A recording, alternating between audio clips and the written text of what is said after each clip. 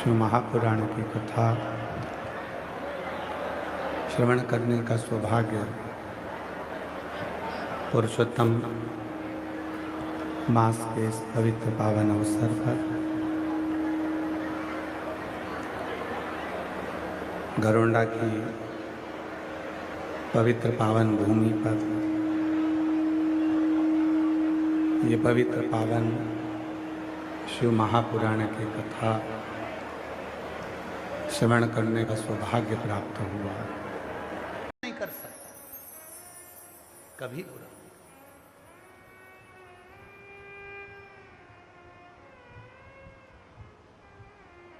कल एक माता ने प्रश्न किया था, अगर वो बैठी हो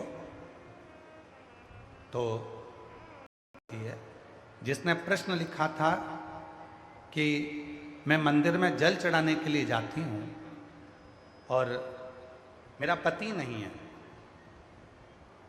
शांत हो गया। मैं तांबे के लोटे से जल चढ़ाती हूँ तो वहाँ पर मुझे बहुत सारे लोग टोकते हैं, कहते हैं कि तुम विधवा हो, वेधव्य हो, तो तांबे के लोटे से जल मत चढ़ाओ। अगर कोई माता वो बैठी हो यहाँ तो हाथ हिला सकती है जिसने वो प्रश्न लिखा था।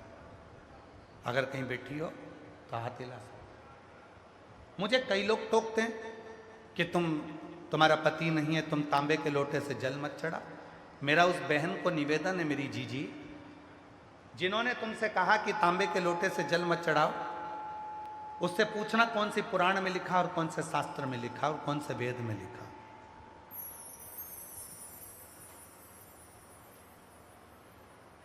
कौन से वेद में लिखा? शरीर के पति हैं, होंगे, पर आत्मा का पति तो वही है ना जिसने तुमको यहां भेजा है। आत्मा का तो पति वही है। कुरुक्षेत्र के मैदान में से जो गीता निकली है वो गीता धरोंडा तक भी पहुंची है। उस धरोंडा की भूमि पर, करनाल की भूमि पर, दानवीर कर्ण की भूमि पर भी आपने स्मरण किया होगा गीता का। गीता में लिखा है, ना इस आत्मा को शस्त्र काट सकता है, ना अग्नि जला सकती है, ना वायु सुखा सकती है, ना इसको कोई मार सकता है। ये आत्मा तो अजर अमर है। जब ये आत्मा अजर अमर है तो इसका पति भी अजर और अमर है, वो कभी मरता नहीं है। तो ये आत्मा हमेशा अखंड सौभाग्यवती है। इसलिए जल तांबे के लोटे से चढ़ाने में कोई हर्ज नहीं है। तुम सब चढ़ाओ, चाहे कुंवारी अवस्था में चढ़ाओ, चाहे सौभाग्यवती होकर चढ़ाओ, चाहे जैसी अवस्था में हो वैसे चढ़ाओ, कोई दोष नहीं है। ये आडंबर है केवल तुम्हारा। लोग कह देते हैं कि तांबे के लोटे से ये मत चढ़ाना, तांबे के लोटे से जल मत चढ़ाना, तांबे के लोटे से ये मत करना। क्या स्त्री अगर बेधव्य हो जाए तो क्या पशुपति व्रत नहीं करे? सोमवार का व्रत नहीं करे? 16 सोमवार नहीं करे? संकट सोमवार नहीं करे? कौन से पुराण में लिखा है?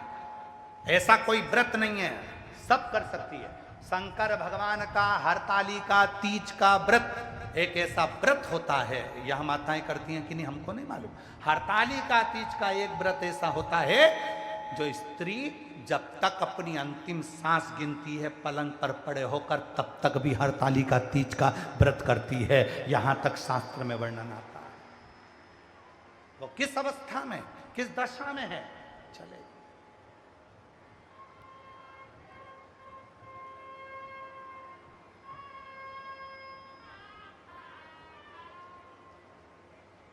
किसी ने कहा कि कपड़े बदलो, किसी ने कहा ना जाने कैसे कैसे कपड़े पहने रहते हो।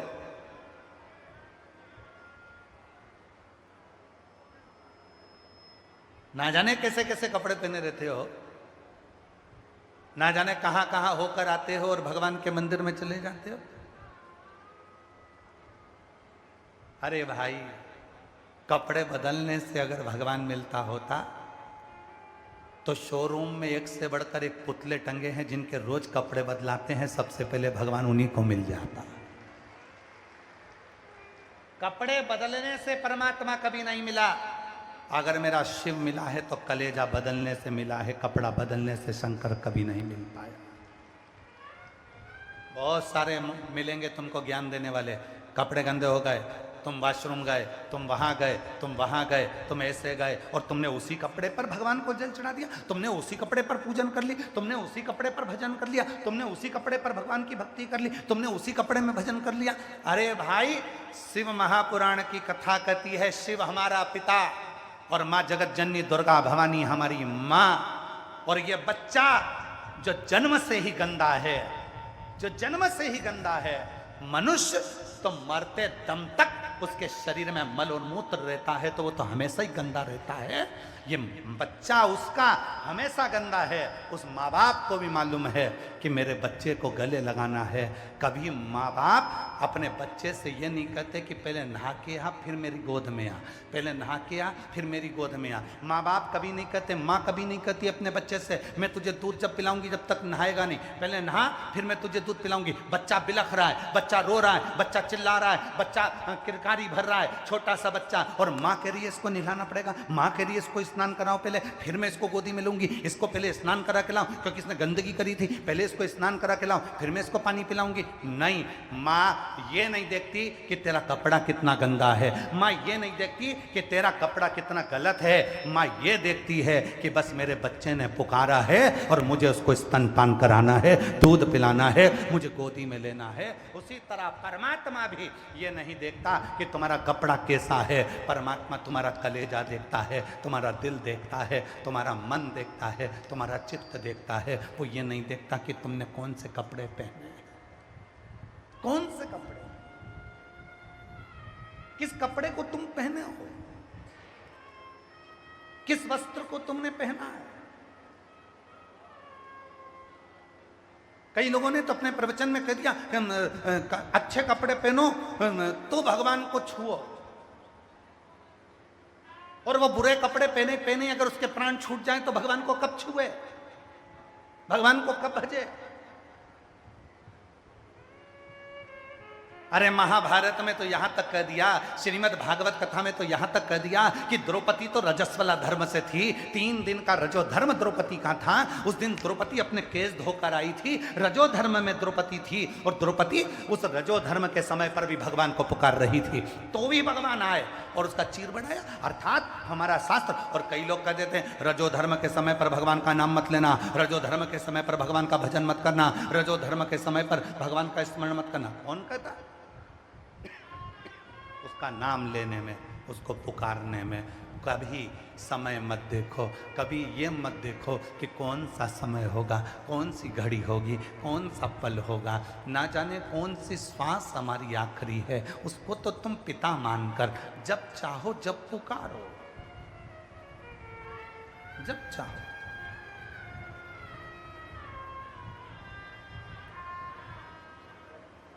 और मेरे भोले तेरा सहारा है, मेरे भोले तेरा सहारा है, मेरी नैया का तू किनारा है, मेरी नैया का तू किनारा,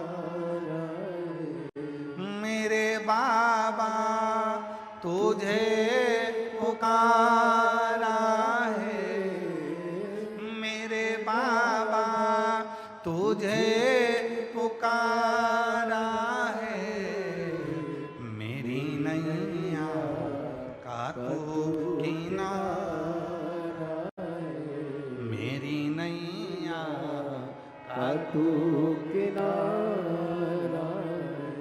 शिव को बहुता में नहीं चाहिए। शंकर भगवान को 100 लीटर दूध चढ़ाऊंगी तो शिव प्रसन्न होंगे, शंकर भगवान को मैं ऐसे जल चढ़ाऊंगी तो शिव प्रसन्न होंगे, शंकर भगवान के लिए मैं कपड़ा बदल कर जाऊंगी तो शिव प्रसन्न होंगे, शंकर भगवान के लिए मैं ऐसा करूंगी तो शिव प्रसन्न होंगे। शंकर आजकल तो एक नया लोगों ने एक कावड़ को एक नया दिखावा बना दिया। लोग कावड़ लेकर आते हैं और जिनमें बहुत कावड़ लाने वाले क्या करते हैं कि कम से कम 50-50 लीटर कावड़, 108 लीटर कावड़, 100 लीटर पानी, 100 लीटर गंगा जल 51 लीटर गंगा जल, 108 लीटर गंगा जल, 11 लीटर गंगा जल। हम उनसे पूछना चाहते हैं शिव महापुराण में कहाँ लिखा कि 100 लीटर गंगा जल की कावड़ भरो? शिव पुराण में, स्कंद पुराण में, कुर्म पुराण में, भविष्य पुराण में, नर्मदा पुराण में, एक एक पुराण को पढ़कर बताना कि कौन सी पुराण में लिखा कि 100 लीटर गंगा जल लेकर कंधे पर चलो। शिव पुराण में तो इतना लिखा है कि थोड़ा सा गंगा जल अपने दिल के हृदय में लेकर नंगे पैर शिव को भजते भजते अपने कंधे पर शिव की गंगा को लेकर जब शिव के पास जाते हैं तब अपनी 71 पीढ़ी को पार लगा देते हैं। ये शिव पुराण के अंदर लिखा, ये शिव पुराण में लिखा। कावड़ भरो, पर उस कावड़ को लेकर अपने हृदय को कष्ट ना हो, उस कावड़ को लेकर अपने शरीर को कष्ट ना हो, उस कावड़ को लेकर अपने तन को कष्ट ना हो। उस कावड़ को लेकर चल रहे हो, तुम्हारी मम्मी को लग रहा है, तुम्हारी मम्मा को लग रहा है, तुम्हारी माता को लग रहा है मेरा बेटे को कहीं बीमार ना पड़ जाए, इतनी कावड़ उठा ली। पापा को लग रहा है इतनी कावड़ उठा ली, भाई को लग रहा है इतनी कावड़ उठा ली, पत्नी को लग रहा है मेरे पति को कुछ ना हो जाए, कावड़ लेकर चल रहा है। उसका स्वास्थ्य गड़बड़ हो गया, हॉस्पिटल में पहुंचा दिया गया और उसको फिर इलाज चालू हुआ, उसका शरीर बेकार हो गया। शिव जी ने ये नहीं कहा कि अपने शरीर को इतना कष्ट दो। महाराज सारी पुराण कहती है कि भागवत पुराण में भी लिखा है, एक फल खाकर कथा को श्रवण करो, एक समय भोजन कर कर कथा को श्रवण करो। पर शिव महापुराण की कथा कहती है सुबह भी भोजन करो, शाम को भी भोजन करो, और अगर और भूख लगे तो कथा के मध्य में भी भोजन करो, पर कथा को श्रवण करो। अपनी चित्त में बिठाकर शिव को आनंद करो, क्योंकि मेरा भोलेनाथ, मेरा भोलानाथ, मेरा शंकर भगवान अपनी औलाद को भूखा नहीं देख सकता, क्योंकि उसकी पत्नी का नाम है अन्नपूर्णा। अन्नपूर्णा सोचती है, मां अन्नपूर्णा विचार करती है कि मेरी औलाद भूखी क्यों रह रही है, मैंने क्या इसके घर में अन्न नहीं दिया? खाओ, आनंद में रहो। मेरा भोलानाथ कहता है अपनी चित्त को शुद्ध रखो, अपने मन को शुद्ध रखो, अपने भाव को शुद्ध रखो, अपने मन को निर्मल रखो, और अपने भीतर कपट का भाव ना रखो। मुझे तुमसे कुछ नहीं चाहिए, केवल निर्मल मन सो मोही पावा। मुझे तुमसे ज्यादा की आस नहीं है, मुझे तो केवल तुमसे एक लोटा जल समस्या का, ज्यादा नहीं थी।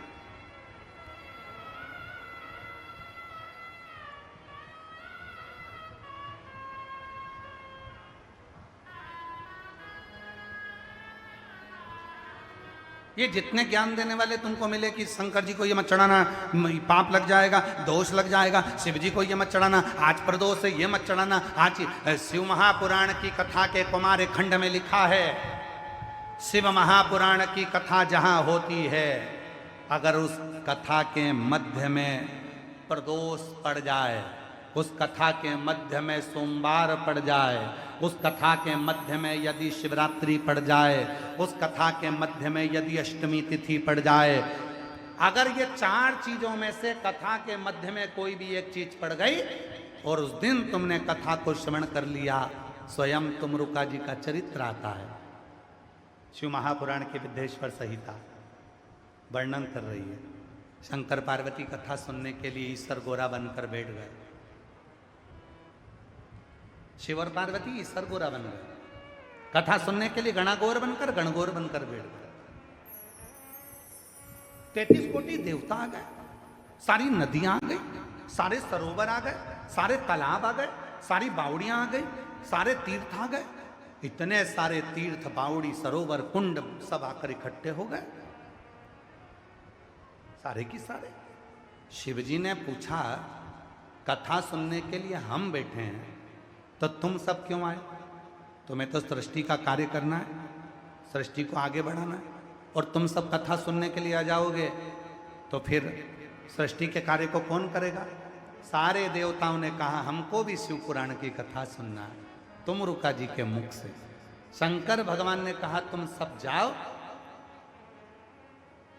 एक काम करो,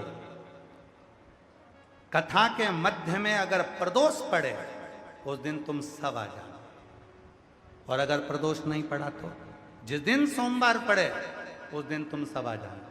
सोमवार नहीं पड़ा तो अष्टमी तिथि पड़े तुम सब आ जाना, वो भी नहीं पड़ा तो कथा के मध्य में अगर शिवरात्रि पड़ जाए महीने की तो तुम सब आ जाना।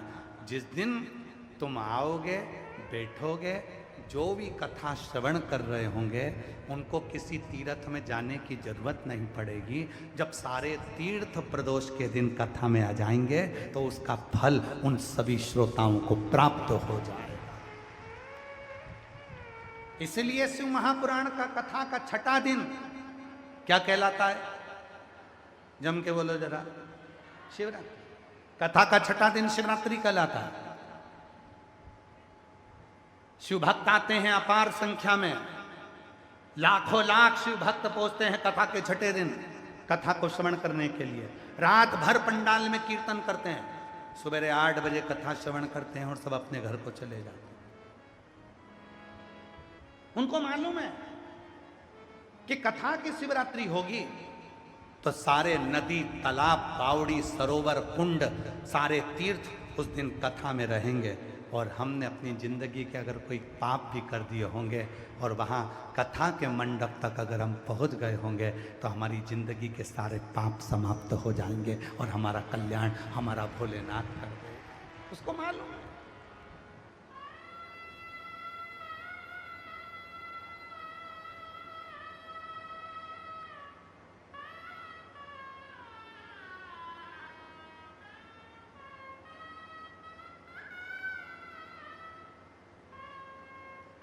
महाराज ये कोई साधारण नहीं है। किस्मत वालों को मिलता है भोले तेरा दरबार। किस्मत वालों को मिलता है भोले तेरा दरबार। सच्ची सरकार तुम्हारी साचा दरबार। किस्मत वालों मिलता है भोले तेरा दरबार। किस्मत वाला जिसके ललाट पर लिखा शिव जी ने कथा में यजमान ये बनेंगे, जिसके ललाट पर लिखा शिव जी ने कथा में सहयोग ये करेंगे, जिसके ललाट पर लिखा शिव जी ने कि ये समाज, ये कुल, ये परिवार कथा में आगे आएगा और ये व्यक्ति आगे बढ़कर काम करेगा, ये समाजें इकट्ठी होकर कथा कराएगी। दुनिया का कोई कितना भी कर ले, जो ललाट पर शंकर जी ने जिसके लिखा था उसने सहयोग कर कर इस कथा में अग्रणता प्रदान करी और कथा को करवाया। जिसके ललाट पर लिखा था, और हमने पहले भी कहा छोटी सी डायरी लाकर उसमें लिख कर रखना। 10 रुपए का बिस्कुट खिलाया है, या हमने 21,000, 51,000 या 5,000, 3,000 हमारी समाज ने दिए हैं, उसको लिख कर रखना। 3 महीने बाद बात करेंगे कि मेरा बाबा उसका दुगना कर कर प्रदान करता है कि नहीं करता, क्योंकि वो शिव है। उसको कुबेरेश्वर महादेव कहते हैं, कुबेर भंडारी कहते हैं, जिसके दरवाजे पर दुनिया का सारा आनंद सुख। एक पत्र है, अच्छा है,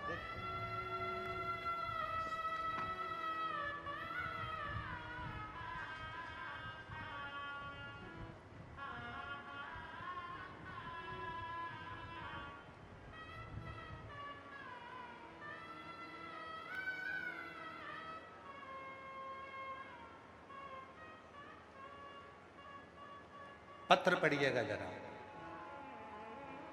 दुनिया नहीं दे सकती, जो देगा शिव देगा। देखिए, कोई नहीं दे सकता, वो शिव देता है। मेरा नाम नीतू है, मेरे पति का नाम शिव कुमार पंजेटा है। कहीं बैठे हो तो आ सकते हैं। मेरा नाम नीतू है, मेरे पति का नाम शिव कुमार पंजेटा है। गुरुदेव, गांव सिरसमा, जिला कुरुक्षेत्र की, हरियाणा की रहने वाली हैं। कहीं बैठी हों आ सकती हैं, हाथ हिला सकती हैं, और अगर आई हों तो आ सकती हैं। कुरुक्षेत्र हरियाणा की रहने वाली हूँ, मेरा मोबाइल नंबर ये है। गुरुदेव, हमारे ऊपर बहुत कर्जा था। एक समय ऐसा आया कि हमारे पास बच्चों की स्कूल की फीस भरने तक के पैसे नहीं थे। हमने लोगों से उधार लेकर बच्चों की स्कूल की फीस भरी। गुरुदेव, मुझे और मेरे पति को चिंता रहने लगी कि घर कैसे चले। मैं घर घर में अकेली बैठकर रोया करती और सोचती रहती, कर्जा कैसे चूकेगा। जहाँ कोई काम मिल जाता वहाँ करने के लिए चले जाते। थोड़ा बहुत काम मिलता, 100-200 रुपये कमा कर वापिस अपने घर को संभालते, पर समझ नहीं आता कि करे क्या।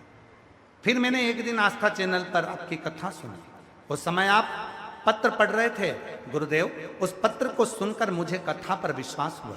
फिर मैं रोज टीवी पर आगे आसन लगाकर बैठती और कथा सुनती, रोज महादेव को जल चढ़ाती और आप जो उपाय बताते वो उपाय करती। मैंने पशुपतिनाथ का व्रत करने का प्रारंभ किया और रोज कथा सुनती। मैंने 3 बार पशुपतिनाथ का व्रत किया।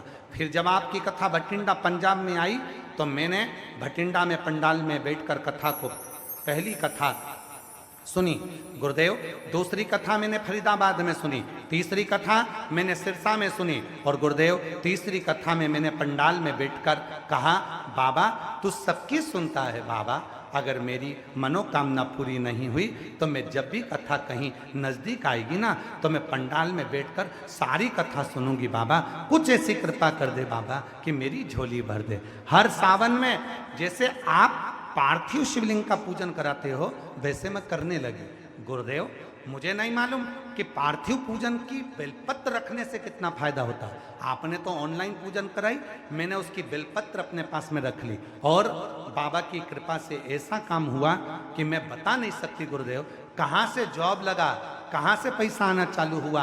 आज बाबा की कृपा से सारा कर्जा चूक गया, हमने जमीन भी खरीद ली, आज खुद की गाड़ी, ट्रैक्टर और खुद का कंपाइन भी आज बाबा की कृपा से हो गया। कोई ऐसी चीज नहीं जो मेरे घर में नहीं, बाबा ने मुझे छप्पर फाड़ कर दे दिया।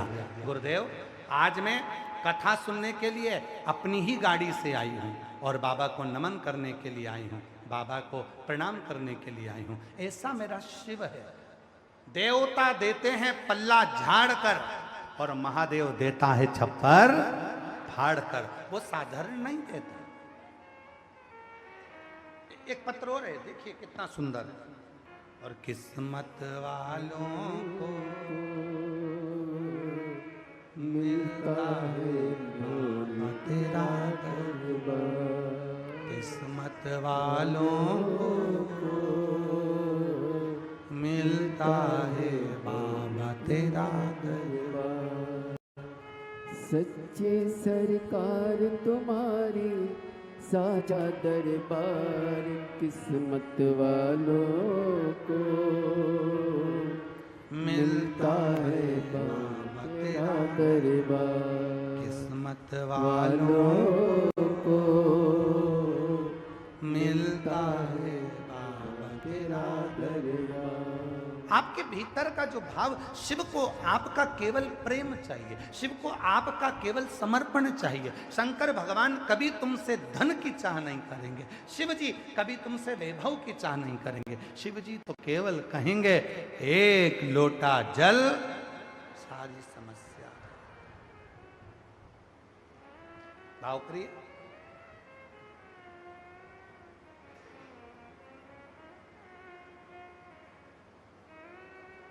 शिव को केवल तुम्हारा निर्मल स्वभाव चाहिए। कैसे कपड़े पहने भगवान को मतलब नहीं है, हाँ दूसरे को मतलब हो सकता है, शिव जी को मतलब नहीं है।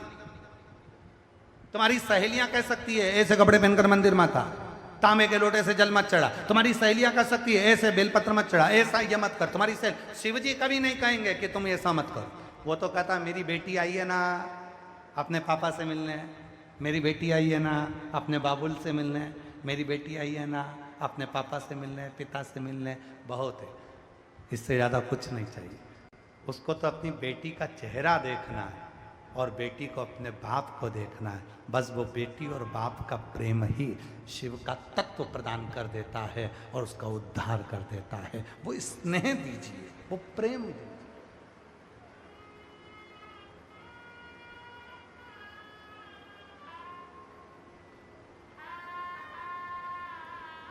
जितने पंडाल में कथा सुन रहे हैं ना, कभी माइक लेकर इनसे पूछने के लिए जाना,